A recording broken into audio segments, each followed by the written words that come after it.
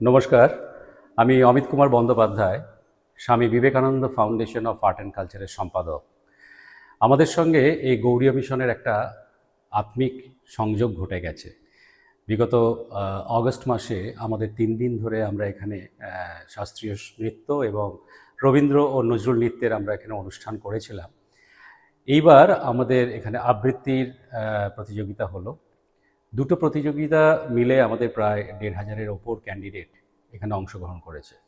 এবার আপনাদের মাথায় আসবে যে এটা তো গৌড়ীয় মঠ, এখানে তো নিশ্চয়ই ঈশ্বরের আরাধনা হয়, কিন্তু এখানে কি করে সম্ভব এই সমস্ত সঙ্গীত, নৃত্য, এই সমস্ত প্রোগ্রামগুলো করা? আপনারা অবাক হয়ে যাবেন এই আধ্যাত্মিক পরিবেশে এরকম একটা ঐতিহাসিক জায়গায় এই গৌড়ীয় মঠের সঙ্গে রামকৃষ্ণ মিশনের সাহায্যপ্রাপ্ত আমাদের যে ফাউন্ডেশন, সেটার একটা আধ্যাত্মিক মেলবন্ধন ঘটেছে। এবং সেখানে আমাদের এখানে যখন আমরা প্রথম আসি, আমাদের সুরবন্ধু প্রভুর সঙ্গে আলাপ হয়। উনি আমাদেরকে প্রথম দর্শন করান এখানে একটি অনবদ্য অসাধারণ একটি অডিটোরিয়াম আছে, যে অডিটোরিয়ামে ঢুকলে পরে আপনার মনে হবে এটা আমি কোন পরিবেশে ঢুকে গেলাম। কলকাতার বুকে এরকম অডিটোরিয়াম যেখানে আপনি একটা সত্যিকারের ভারতীয় সংস্কৃতিকে তুলে ধরার মতন জায়গা অন্য কোথাও পাবেন না। কলকাতায় অনেক বড় বড় হল আছে, অনেক বড় বড় অডিটোরিয়াম আছে, কিন্তু এই রকম একটা পরিবেশ আপনারা পাবেন না। হলটিতে আপনারা এসি সমেত অন্যান্য সমস্ত রকম সহযোগিতা পাবেন।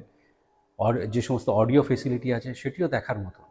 কিন্তু সবথেকে বড় কথা, ভেতরে ঢুকলেই আপনার মনে যে শান্তিটা আসবে সেটা অন্য কোথাও পাবেন না। আমাদের যে এই ধরুন ১,৫০০ ২,০০০ যে ক্যান্ডিডেট ছিল, সেই ক্যান্ডিডেটদের এত মানে নিষ্ঠার সঙ্গে এই আমাদের অনুষ্ঠানটি হয়েছে। এবং সবথেকে বড় কথা, একটি প্ল্যান মাফিক এবং যেখানে ডিসিপ্লিনড ওয়েতে গার্জেনরা নিচে ছিলেন, এখানে যারা প্রভুরা ছিলেন তারা প্রচুর সহযোগিতা করেছেন আমাদের সঙ্গে, এবং সেই সহযোগিতার ফলাফল আমাদের দেখতে পেয়েছি। এত সুন্দর একটা প্রোগ্রাম আমরা অর্গানাইজ করেছি, সেটা সফল হয়েছে।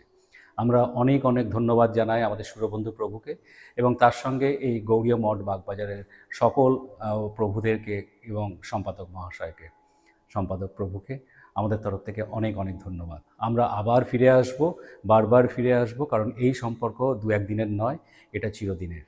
নমস্কার।